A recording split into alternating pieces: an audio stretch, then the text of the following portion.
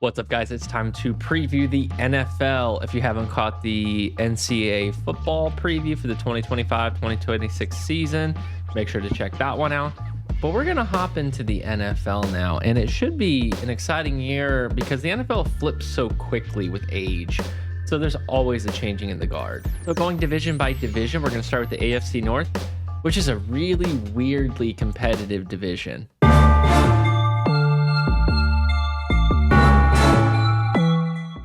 Looking at last year, Lamar Jackson, they went 12-5 for the Ravens. He had 41 touchdowns passing. He had 4 interceptions, threw for over 4,000 yards, which was a career high.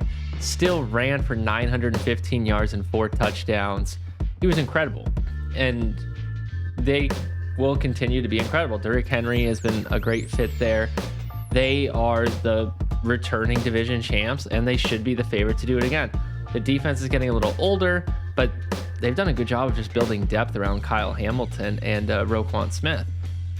The biggest threat to them for me is the Cincinnati Bengals. They won 5 in a row to end last year and went 9-8. Joe Burrow was 43 touchdowns and 9 interceptions. He was about 82 yards short of 5,000 passing yards. It's incredible. Him and Jamar Chase are an amazing connection since LSU. They bring T. Higgins back. The contract situations are being settled. I know it's complicated. I know it's tough, but if you haven't watched the quarterback Netflix series, I mean, I can't not love Joe Burrow and Jamar Chase, the way they handled themselves so professionally. And I thought Joe Burrow was this flashy, kind of annoying guy. No, he's very confident in himself, and you can tell he's still learning as he's going. So the Pittsburgh Steelers bring in Aaron Rodgers from the Jets. DK Metcalf has been regressing, but he should be the number one target for Rodgers. They still should run the ball a lot. I'm sure Rodgers will adjust the playbook as he goes. Cleveland, that's about like the biggest soap opera thing you can have, is a quarterback room that has old Joe Flacco, quit on Kenny Pickett, Dylan Gabriel and Shadur Sanders in the same draft,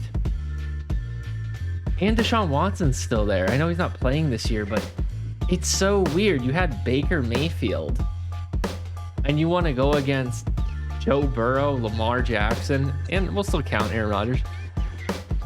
With this quarterback room, I got the Ravens winning the division. I think the Bengals are a huge threat to take. I think the Bengals are a huge threat in this entire postseason run. Pittsburgh, they'll find a way to go over 500 maybe again for Tomlin. You got to remember how old Rodgers is. You got to remember that they don't have the depth as these Bengals and Ravens teams do.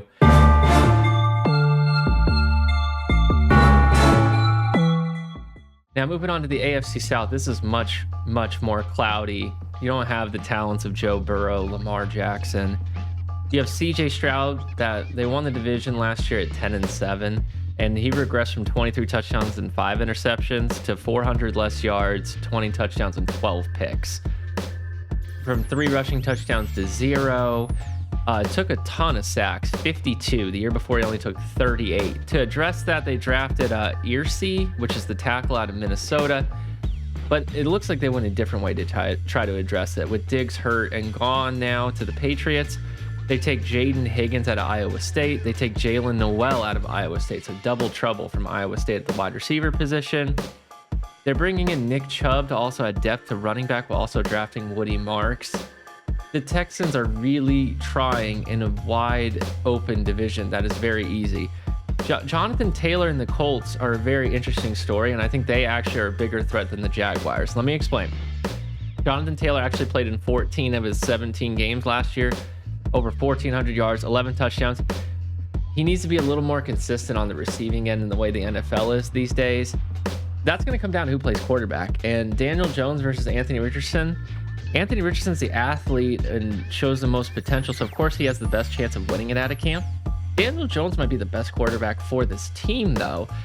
Josh Downs, Adonai Mitchell, Michael Pittman Jr., they're very deep at wide receiver, and you got a running back like Jonathan Taylor in this easier division. Like, Tennessee's in full rebuild mode with Cam Ward. Jacksonville is so weird with Liam Cohen. You think Travis Etienne's a great fit for what they did with Rachaad White and Bucky Irving with Etienne and Bigsby, and then they go and draft Tootin to add to the running back room to make it even. They are like the new Patriots for me. I don't know who the hell to take in fantasy. I don't know who's going to have a good week. I can't tell what the hell this head coach is even saying. It's why I think the Colts are the bigger threat. They went 8-9 last year in a train wreck of a season. They almost were still over 500. Daniel Jones is a really solid competition, and if he pushes Anthony Richardson to the next level of being a professional, the Colts are going to be good. If Anthony Richardson can't live up to it, Daniel Jones is fine to step in, a little bit of mobility. And I think that the Colts are a bigger threat to the Texans, who the Texans are honestly just kind of a boring team. Their defense is great, but the offense doesn't really have that pizzazz like we see in other parts of the division. But again, it's the AFC South. That's all you need to win it.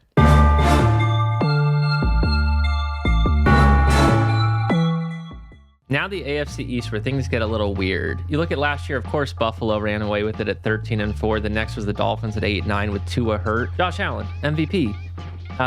James Cook, I feel, overperformed a little bit, so Ray Davis is a good person to watch get more work. Their wide receiver core, they bring in Joshua Palmer, where they already had Khalil Shakir and Keon Coleman. It's kind of boring, you know, Dalton Kincaid, and they're very steady, which again, in a bad division, that's kind of regrouping. Like I said with the AFC South, it's kind of same for the AFC East. Boring is good. You're going to win your division. It's more a debate of who's going to come in second in this division. The New England Patriots had one of the best drafts. They got their left tackle of the future. Drake May already showed improvement. And Travion Henderson matched with Ramondre Stevenson's a great combo. They are going to continue to grow. But who's a bigger threat right now to the Bills, if anybody is? Got to be between the Dolphins and the Jets.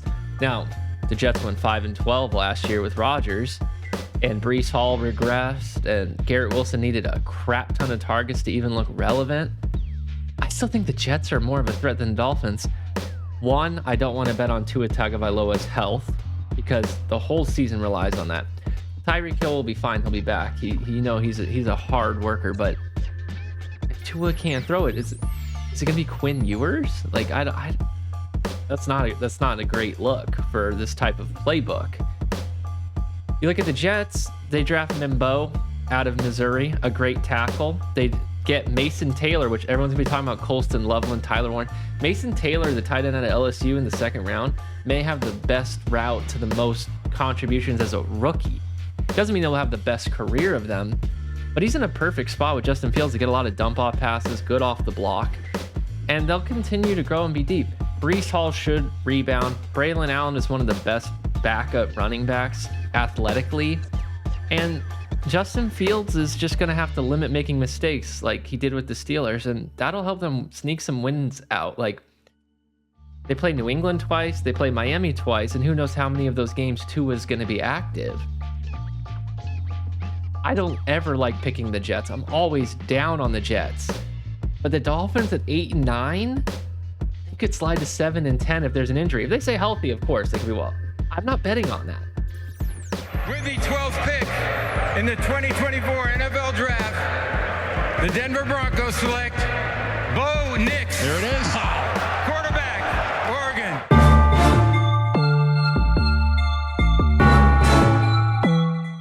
Now, a year after Bo Nix falls to 12, and I said I think the Raiders are really going to regret doing that because they'll be in their own division. He throws for 29 touchdowns, 12 interceptions, runs for 4 touchdowns, over 400 yards.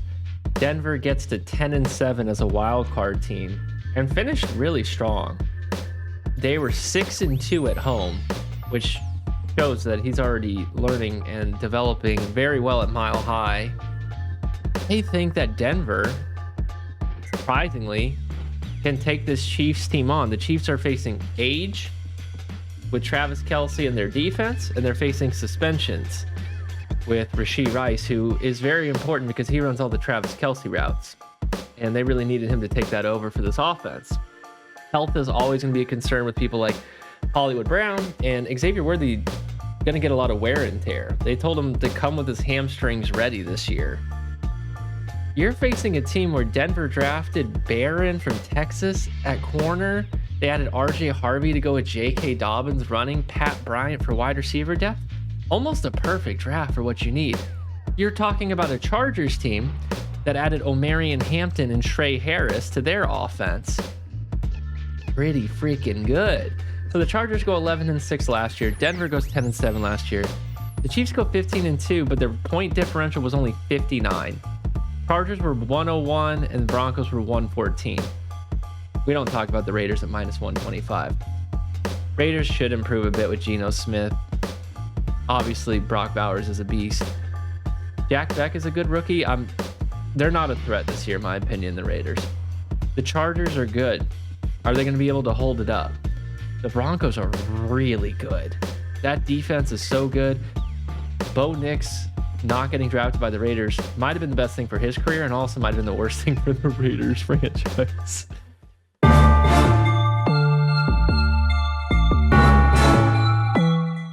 Now we're getting into the tough one, which literally came down to the last week last year. The Detroit Lions in the NFC North, the Minnesota Vikings, the Green Bay Packers, the Chicago Bears. Woo. Now with this one, Minnesota only had 5 picks this year, but they also get JJ McCarthy back from last year. Sam Darnold was phenomenal, got scouted out at the end. They went 14-3. They were playing for the first seed and home field the whole way in the last game of the season against Detroit. They drafted Donovan Jackson as a guard for Ohio State. They're adding Jordan Mason to back up Aaron Jones, who's aging a bit. The Detroit Lions, if they're healthy on defense, they should be better. I know people are starting to actually pick them to regress. They needed help on the front. They got Tyleik Williams, ironically, from Ohio State. Their inside guard play, people were worried about. Their second round pick is Tate Ratledge from Georgia. I think that's a phenomenal pick. And then they go and get Miles Frazier in the 5th round, who I think is a real steal where they got him. 15-2 last year, dealt with some injuries. I'm still going to take the Lions to win this division. Now, I hear a lot of people wanting to tell me about the Bears with Ben Johnson, the offensive coordinator from the Lions, going there. They do a lot of motion and movements. And if you watch the quarterback documentary, how many plays Jared Goff has to know when he's studying with his wife, I'm a little worried about Caleb Williams in that playbook. If he was struggling a bit with USC, from what I've heard, Ben Johnson's playbook's not going to be any easier. For all the hype I had to listen to about the Chicago Bears, they go 5-12 last year. Holston Loveland gets taken at tight end.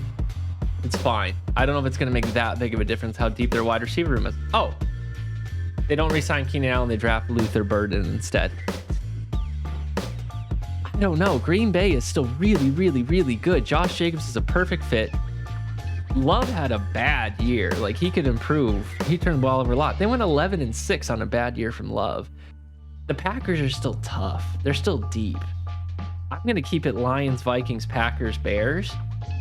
And I'm sure I'll hear from Bears fans if I'm wrong, but I don't want to get as hyped for them as I'm hearing.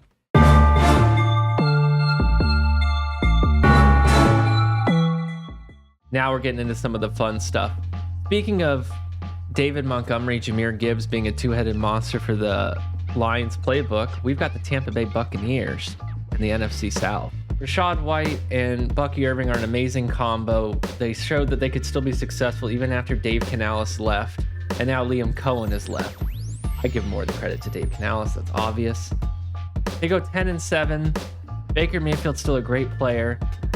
I don't know if Atlanta at 8-9 and the whole Kirk Cousins situation is their biggest threat. Carolina at 5-12, finished strong. Bryce Young's looking better. Dave Canales is just a phenomenal coach. They take McMillan from Arizona. They take Nick Scourton and Princely Umanmielen, I can never say that name, from Ole Miss. 2 edge rushers. Perfect. They take a future running back in Trevor Etienne. They got Chuba Hubbard now. Jonathan Brooks is already out. It makes sense. They're getting better every week. The thing that I have to worry about for Atlanta is Penix Jr. is a bit limited in what he can do, and they run the ball so much. And the Saints are probably the worst team in the NFL because of the cap. But we knew that going in. Carr's retirement just makes it more obvious. The biggest thing that's going to decide this division is Tristan Wirfs and then Chris Godwin and the Emeka Egbuka combo. So if Tristan Wirfs is unhealthy, the Buccaneers are vulnerable. Baker Mayfield needs him. It's very important. If Egbuka can fill into the Chris Godwin role until Chris Godwin is ready to go, that's phenomenal. Jalen McMillan, I know, is really doing well at the end of last year. Egbuka more fits that role of Godwin. I'm going to be honest, if they're missing their left tackle, Carolina's just getting better and better every day.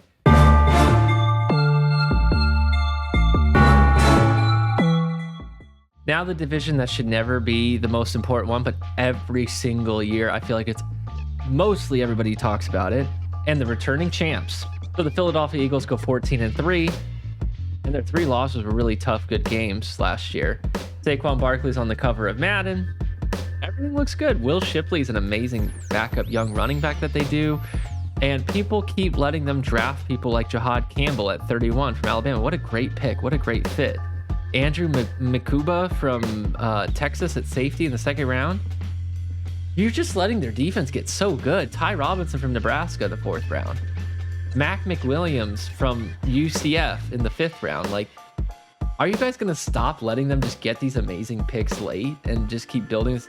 Cooper DeJean slid to them last year. You saw how important that is. They're good. The Commanders were the hot button topic last year. They met them in the NFC Championship.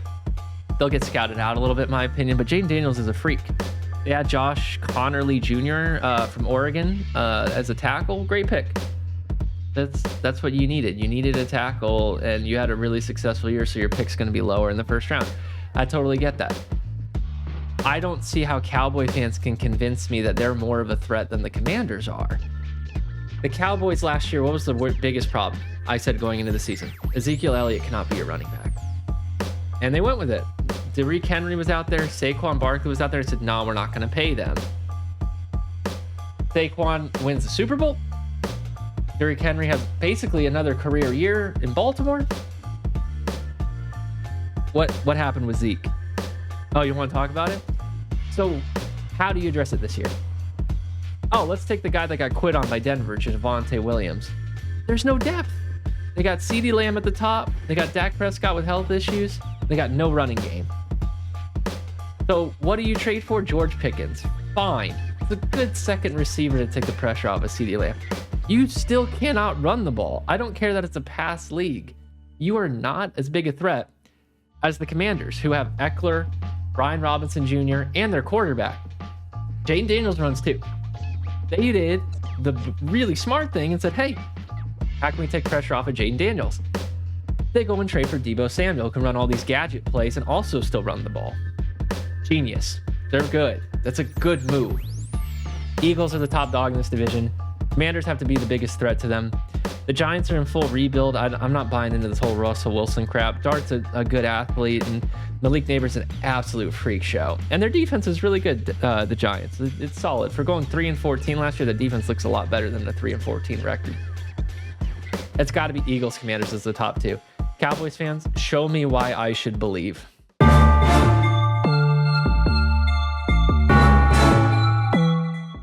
Last but not least, the NFC West. I'm going to be honest, I think this is the hardest division for me to look at and predict. You have 2 10-7 teams last year, which I think the Seahawks way outplayed their 10-7 and had an easier schedule. The Rams won the division. They made the playoffs. They did well in the playoff. The Cardinals were solid for how bad things were. Marvin Harrison should grow, and they should continue to build their depth. 49ers had what was just a train wreck of a season at 6-11. Injuries galore. Defensive problems. I think that could straighten out this year. So San Francisco goes out and takes Mykel Williams, edge, Alfred Collins, DT, Nick Martin, linebacker, Upton Stout, cornerback. You see where I'm going with this. They realized their defense kind of sucked last year. Get some guys on rookie contracts. Your offense sees hopefully CMC back at 100%. You've got Jawan Jennings and hopefully Ricky Pearsall's healthy. And you get Ayuk back at some point. George Kittle's still a beast. CMC and Isaac Guerrero are a great combo together. You pay Brock Purdy. Brock Purdy's rushing yards went way up last year, and he showed that he can be more than just a pocket passer, and I think that's awesome. I think that should continue to improve, and their schedule is easier than a lot of these guys. I think they have one of the easier schedules in the NFC. I think they have one of the easier schedules in the NFL. I still got to say that I think the Rams are the favorite in this division. You got Jared Verse and Byron Young were amazing picks after losing Aaron Donald. They have rebuilt this defense on young, strong, aggressive players that go for turnovers. The Cardinals, they're weird. James Conner's awesome. Trey Benson's a good backup. Kyler Murray's an amazing athlete. He had actually his best statistical year last year. He even though it felt like a lot of things regressed. He was the most consistent in his passing he's ever been. And that was with Marvin Harrison Jr.'s very inefficient year. They bring in Walter Nolan and Will Johnson. I thought was a good deal for Michigan in the second round at corner. They addressed the defense. That's what they needed to do. Now the question becomes, can Trey McBride, Marvin Harrison Jr. take that next step with Kyler Murray and make this a really dynamic offense? Seattle goes 10-7 last year. They bring in Sam Darnold. They bring in Cooper Kupp. They lose DK Metcalf. I think they're all positives, I'm going to be honest. I think it's a good fit. K9 Kenneth Walker with Zach Charbonnet is one of the most underrated running back duos in the league. And I look at this division, I'm still leaning Rams because of that young, strong defense. I know Stafford's getting old, but Kyron Williams, Blake Corum, Puka Nacua, Devontae Adams, Higbee. Ooh, I kind of like the Rams. Then I look at the Niners, and I do think they bounce back. They could be like, when you're hitting the end of your window. People are saying that about the Lions already, too. I think the Niners got at least one more good push in them.